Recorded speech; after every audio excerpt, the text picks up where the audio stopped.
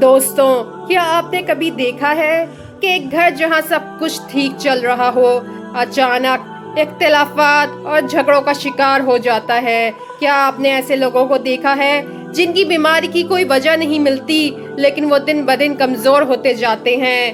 کیا آپ نے محسوس کیا ہے کہ بعض اوقات میاں بیوی میں چھوٹی چھوٹی باتوں پر اتنا بڑا جھگڑا ہو جاتا ہے کہ طلاق تک بات پہنچ جاتی ہے؟ یہ سب کچھ کیوں ہوتا ہے؟ کیا یہ سب اتفاق ہے یا اس کے پیچھے کوئی پوشیدہ حقیقت ہے؟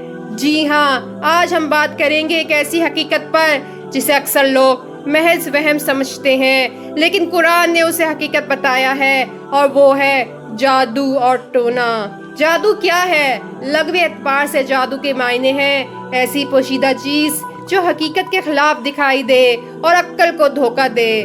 شریعت کی روح سے جادو ایک ایسا عمل ہے جس میں شیاطین اور جنات کی مدد لے کر انسان کو نقصان پہنچایا جاتا ہے۔ قرآن میں سورہ بقرہ میں اللہ تعالیٰ فرماتا ہے، اور وہ لوگ اس چیز کے پیچھے لگ گئے جو شیطان پڑھتے تھے، اور وہ اس کے ذریعے میاں بیوی میں جدائی ڈالتے ہیں۔ یہ آیت صاف بتا رہی ہے کہ جادو کوئی وہم نہیں بلکہ ایک حقیقت ہے، اور اس کا سب سے بڑا مقصد انسانوں کے تعلقات میں فساد ڈالنا ہے۔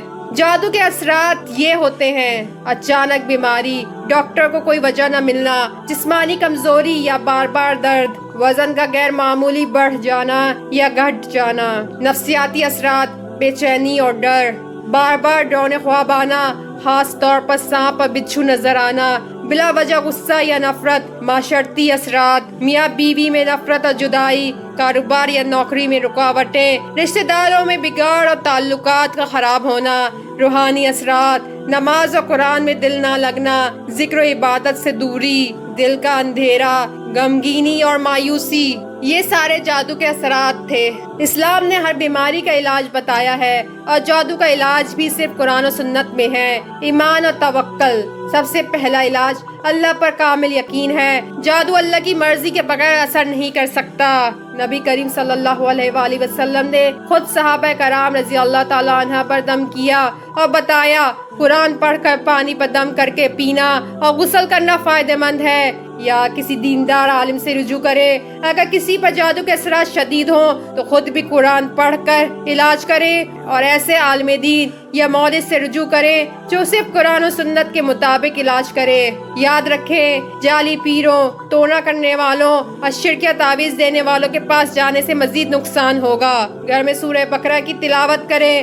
حدیث میں آتا ہے، جس گھر میں سورہ بقرہ کی تلاوت کی جاتی ہے وہاں سے شیطان بھاگ جاتا ہے، صدقہ بلاؤں کو دور کرتا ہے اور اللہ کی رحمت کو نازل کرتا ہے۔ جادو سے چھٹکارا کیسے حاصل کریں؟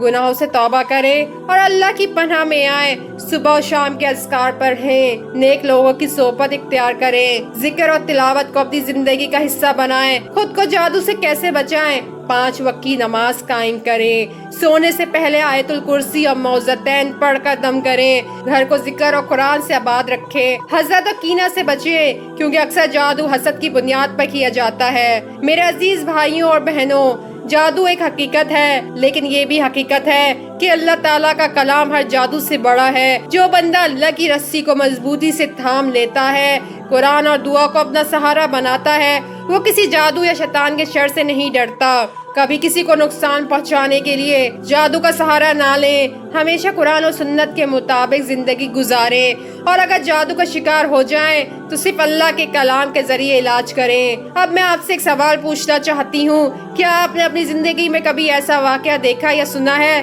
جسے آپ نے جادو یا ٹونے کا اثر سمجھا ہو؟ اور اگر ہاں تو آپ نے اس کا علاج کیسے کیا؟ اپنی رائے کمنٹس میں دیجیے گا، اور اگر یہ کہانی آپ کو اچھی لگی ہو تو ہمارے چینل سنو اردو قصے کو سبسکرائب کرنا نہ بھولیے گا۔ شکریہ۔